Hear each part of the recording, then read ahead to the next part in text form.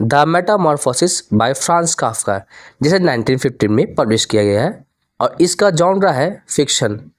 इस work the Metamorphosis के बारे में बात करें तो इसे थर्ड पर्सन ओमनिसेंट नरेटर के द्वारा बताया गया है, जिसमें ग्रेगर सामसा नाम के एक लीड कैरेक्टर के लाइफ के बारे में बताया जाता है कि उसके दिमाग में क्या क्या बातें चल रही है।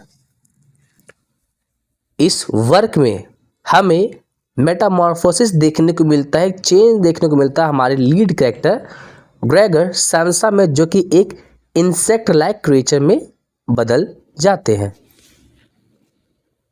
द मेटामॉर्फोसिस में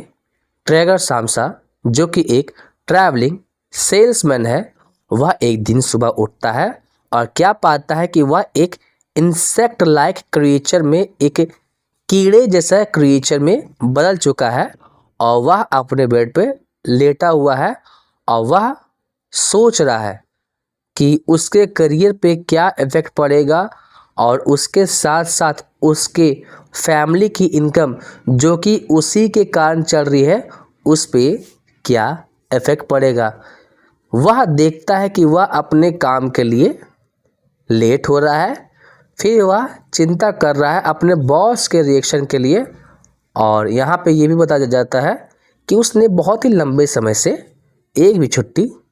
नहीं ली है। तो वह सोच रहा था कि बहाना बना दिया जाए कि मेरी तबीयत खराब है। यहाँ पे ग्रेगर सामसा के बारे में बात करें तो उसकी एक माँ, उसकी एक फादर और उसकी एक बहन है, जो कि उसे उसके रूम में आवाज़ दे रही होती है और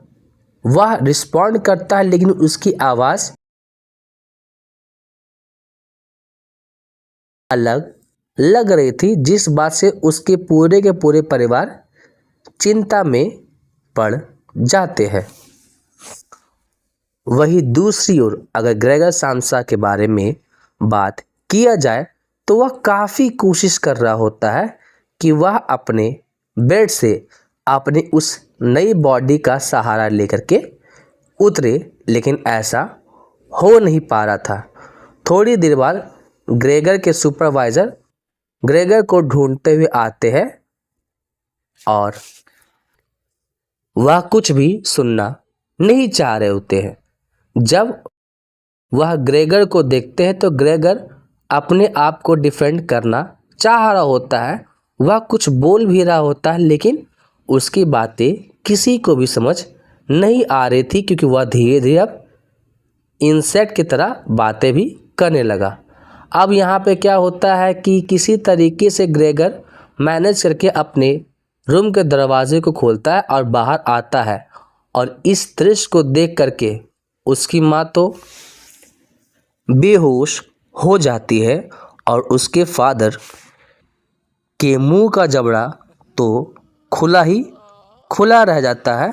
और फिर उसके बाद वह अपने हथेलियों को पकड़ करके रोने लगते हैं।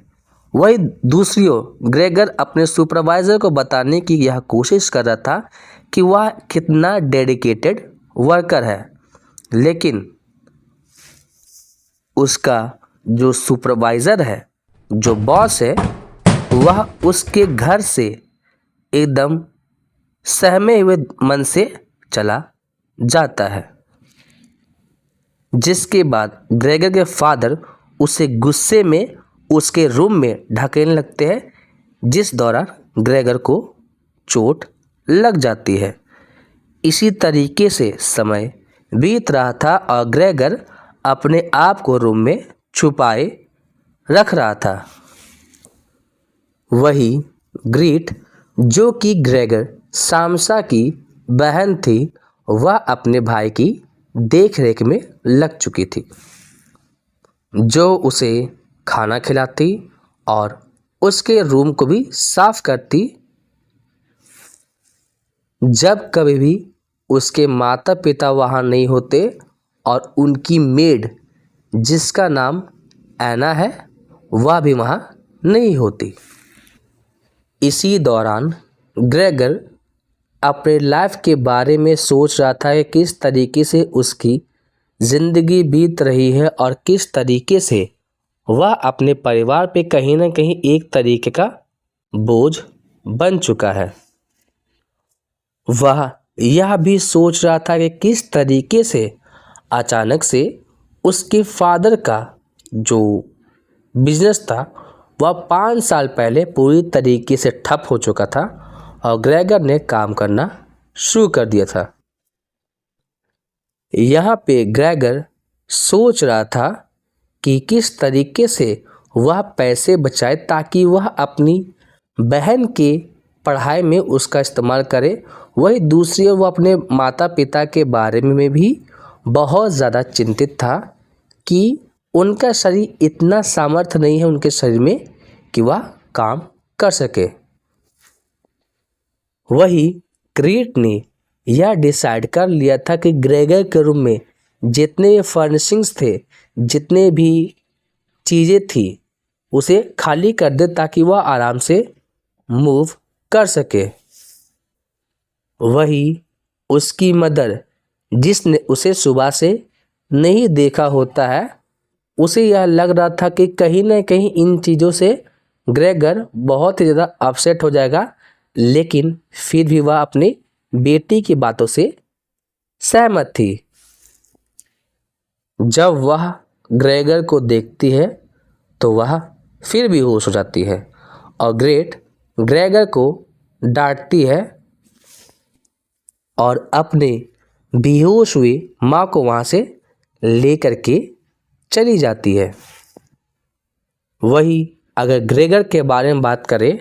तो वह अपनी माँ को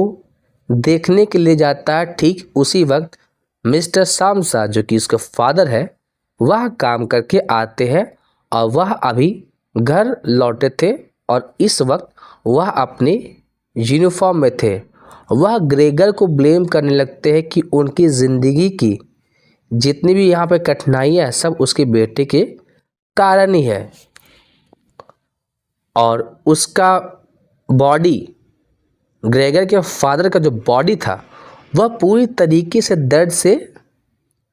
सहम रहे थे और वह अपने बेटे को ही बुरी भली बातें कहने लगते हैं। जैसे जैसे समय बीतता है वैसे वैसे ग्रेगर अपने बेडरूम के डोर के पास जो गैप था उससे अपने फैमिली की डेली रूटीन्स के बारे में सुना करता था। उसे यह पता चल चुका था कि उसकी माँ और उसकी बहन ग्रेट है वह अब काम करने लगी हैं और उनके घर में 3 लोग रहने भी लगे हैं। इसी दौरान ग्रेटर का अपने भाई के प्रति ध्यान धीरे धीरे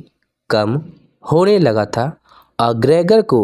ऐसा महसूस हो रहा था कि वह अपने परिवार पे एक तरीके का बोझ है जो कुछ करता नहीं है, बस खाता रहता है। और ऐसा करते करते धीरे धीरे उसने अपने खुराक को भी कम कर लिया था। एक शाम की बात है जब ग्रेट वायलिन बजा रही थी, ग्रेगर रेंगता हुआ उस मधुर आवाज़ को सुनते हुए वहाँ आ जाता है। अब यहाँ पे जो उसके घर में किराएदार थे वह उसे देख लेते हैं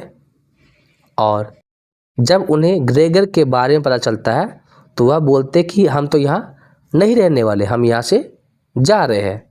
अब इसके रिस्पॉन्स में क्या होता है, ग्रेट अपने माता पिता को बोलती है कि हमें ग्रेगर का कुछ न कुछ करना ही पड़ेगा। ग्रेगर इन सारी की सारी कन्वर्सेशंस को, इन सारी की सारी बातचीत को सुन लेता है और अपने रूम में चला जाता है और उसकी अगली सुबह उसकी मौत भी हो जाती है। वही सामसा का पूरा परिवार जहाँ एक तरफ बहुत ज़्यादा उदास था वही दूसरी ओर खुश भी था ग्रेगर की मौत से। और उन लोगों ने यह निश्चय किया था कि आज वह घूमने के लिए कहीं जाएंगे और फिर उसके बाद से कल से उनके लाइफ का जो डेली एक्शन है वह फिर से उन्हीं काम को करने में जुट जाएंगे।